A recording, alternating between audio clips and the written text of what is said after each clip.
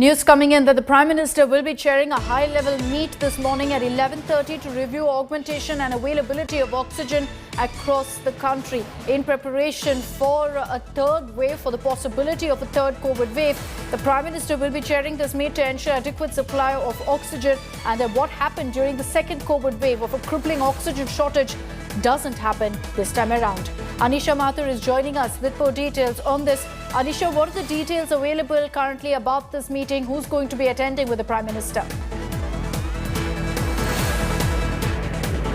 Well, Ashita, at the moment we do know that the Prime Minister will be chairing this meeting. Obviously, the Health Minister, the Minister in charge of heavy industries, etc., will have to attend because remember, in the second wave, what the government had to do was to stop supply of oxygen to the industries and divert it for medical use. We also saw a huge problem with regard to storage and transportation of oxygen.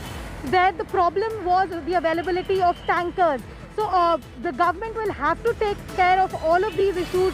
The logistics of it all also have to be considered, not just manufacturing of oxygen, but the supply, storage, where cylinders are coming from, because a lot of cylinders had to be imported, oxygen concentrators had to be imported, and still that process is ongoing. We also saw the government putting in plans to install oxygen generation plants, PSA plants in various states, various hospitals.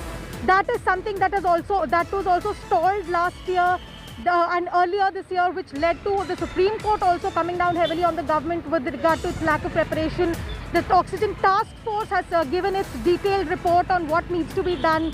The recommendations are in. A lot of things are already the planning stages that were supposed to happen. A lot of that planning is already in place. Now the question is how it will be implemented.